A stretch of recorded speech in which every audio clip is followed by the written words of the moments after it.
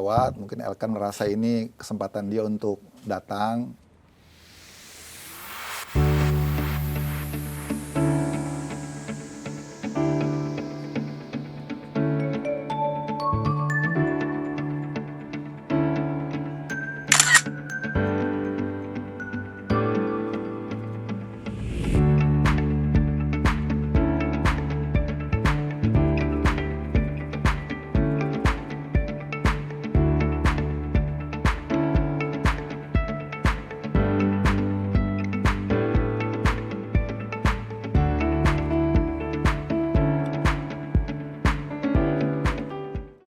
Mungkin di era pelatih sebelumnya ada beberapa nama yang nggak dipanggil lagi, seperti Elkan Bagot misalnya gitu kan. Dia mau lihat gitu kan. Kalau nggak salah udah ada komunikasi juga dia langsung sama Elkan kan. Secara apa namanya kultur kan sama-sama Inggris. Jadi mungkin lebih Indonesia sudah Garuda calling. Dan memang ada beberapa nama yang menimbulkan pertanyaan. Gitu banyak kan. nama sih. Banyak nama baru ya. Sebenarnya bukan nama baru juga. Baru. Nama lama cuman muncul lagi nih di timnas. Ada Ezra Walian gitu kan. Gimana tanggapannya Bu Mika? Ya, kalau kita urut ya, sebenarnya kan ada beberapa klaster ya. Klaster pertama, quote on quote nih klaster Belanda gitu ya. Klaster yang memang pemain-pemain utama gitu. Yang itu tidak terbantahkan lah kalau mereka dipanggil. Udah pasti karena backbone-nya di mereka. Terus yang kedua, klaster anak-anak muda nih yang dipromosikan. Kayak Donitri, Victor Detan, bahkan Jens Raven juga dipanggil. Ya. Terus yang ketiga itu pemain-pemain lama yang dipanggil lagi, bukan cuma Ezra ya, Ezra Walian, tapi juga ada Lili Pali gitu kan ya. Terus ada beberapa lagi lah nama-nama lama yang dipanggil lagi, termasuk Fajar juga dipanggil juga kan. Itu kalau dia sih termasuk gerbong anak muda lah. Itu tidak lepas karena kalau gue bilang John Hartman ini pengen menginventarisasi dulu semua nama gitu, list nama yang pernah memperkuat timnas Indonesia, entah itu senior, entah itu dari U23, X23 atau dari U20. Dia mau lihat potensinya gitu. Jadi wajar-wajar aja kalau dia pengen tahu kan. Mungkin di era pelatih sebelumnya ada beberapa nama yang nggak dipanggil lagi, seperti Elkan Bagot misalnya gitu kan. Dia mau lihat gitu kan. Kalau nggak salah udah ada komunikasi juga dia langsung sama Elkan kan. Secara apa namanya kultur kan sama-sama Inggris. Jadi mungkin lebih ngonek gitu ya. Nah akhirnya dipanggil. Nah itu yang gue lihat secara umum dirangkum, makanya ini long listnya luar biasa. Sepanjang sejarah pelatih timnas, gue rasa baru kali ini manggil profesional squadnya 41 ya. Tebel ya? Iya. Itu makanya bukan sikat tipis, sikat tebel itu. Karena bakal banyak yang dipangkas itu. Iya. Oke. Tadi ada nama lama yang mencuri perhatian kayak Ezra Walian dan Stefano Lillipali. Kalau Stefano Lillipali kita udah lihat lah kemarin ya waktu di kualifikasi dipanggil juga gitu kan. Tapi Ezra Walian yang sempat hilang dari timnas nih, terus muncul lagi di FIFA Series. Menurut Bung Yuku seperti apa? Ya nantinya? Kalau Ezra Walian ini gua kira lebih karena memang performanya sedang bagus. Ada beberapa pemain yang memang dicolek gitu kan ya, istilahnya dipanggil karena memang performanya bagus. Termasuk Ezra Walian. Kalau lihat bagaimana perkembangan dia ketika datang ke sini bersama Persib kan masih shaky gitu ya.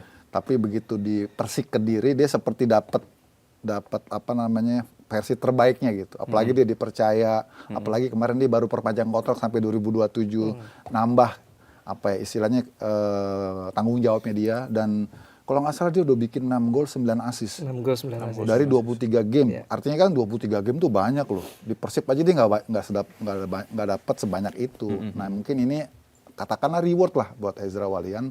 Walau kita sudah tahu sebenarnya di posisi dia tuh agak gemuk juga. Maksudnya kompetitornya gitu ya. Tapi yang nggak ada salahnya juga dipanggil gitu.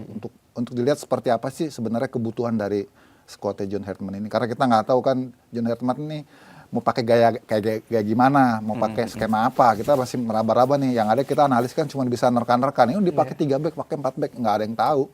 Karena di Kanada juga John Hartman ini kan skuadnya itu multinasional juga, terus formasinya itu berubah-berubah juga, kan. Kalau gue bilang kayak bunglon dia. Makanya kita sekarang nggak bisa nerka-nerka, karena dia sangat komplit. Dan pengalaman dia bukan cuma di putra loh, di putri juga. Malah menurut gua core-nya dia tuh di putri. Core-nya dia di putri. Tapi kan nih hybrid juga nih orang ini kan. Dia berarti dia bisa bawa Kanada lolos ke Piala Dunia, dia bisa bawa apalagi tim putrinya sampai ke Olimpiade segala macam, achieve juga. Jadi sangat menarik untuk ditunggu. Racikannya kayak apa gitu. Iya. Tapi kan ada beberapa nama yang nggak dipanggil tuh ya. Ya. Kayak misalnya Rivaldo Pakpahan nggak dipanggil. Teja Pakualam. Teja Pakualam lagi bagus-bagusnya itu Bang. Gimana Bang? Iya. Memang yang seksi sih Teja ya. Teja. Kalau gue sih jadi John Hetman panggil aja. Supaya kita lihat paling enggak untuk stok kiper lokalnya kita bisa tahu. Karena kan nih yang 2 kiper diaspora kita kan nggak mungkin akan existing di sini di Piala AFF kan. Artinya kita akan pakai kiper lokal. Ini kan agendanya bukan cuman mata kita kan sekarang yang terdekat emang ke FIFA Series. Tapi sebenarnya kan long term. Targetnya itu sebenarnya ada di Piala AFF, quote on quote ya kan. Karena itu kan yang menjanjikan. Gue pikir kita nggak akan pernah punya squad sekompetitif di Piala AFF kecuali tahun ini. Karena banyak pemain-pemain diaspora kita yang sudah ada di sini. Yang notabene lagi namanya bukan lagi diaspora, pemain Indonesia kan. Karena kalau diaspora kan dari luar ke sini, dari luar kan. Kita ke sini keluar. Sekarang yang di luar datang ke sini kayak Tomaye, Reinders, ya bukan diaspora lagi. Nah ini squad yang paling kuat menurut gua buat Piala AFF. Jadi fokus kita sebenarnya 2. Nah John Hetman ini coba merangkum semuanya, makanya dipanggil semuanya. Karena tadi gue bilang mestinya kalau tadi Ais bilang Rivaldo Pakpahan, kemudian Teja Pakualam, why not panggil aja. Orang ini long list kok. Ya, tujuan dia kan sebenarnya pengen lihat nih. Sekaligus mungkin untuk mengenalkan skema yang coba dia tawarkan, dia infokan kepada John Hetman, gue pengennya kayak gini main ini. Orang ini sangat detail. Gue sempat komunikasi dengan staf pelatih timnas ya. Gue nggak bisa mention orangnya, tapi dia jelasin bagaimana John Hetman ini sangat rigid. Semua tuh pakai data, semua tuh pakai teknologi dalam menganalisa pemain. Jadi dia tahu tuh semua profilnya. Siapa yang kaki kiri, siapa yang kaki kanan, kebiasaannya bagaimana, body shape-nya seperti apa, sentuhan pertama ini pemain seperti apa, dia tahu tuh. Dia pelajarin, karena dia bawa asistennya analis kan. Jadi dia sangat kuat di situ.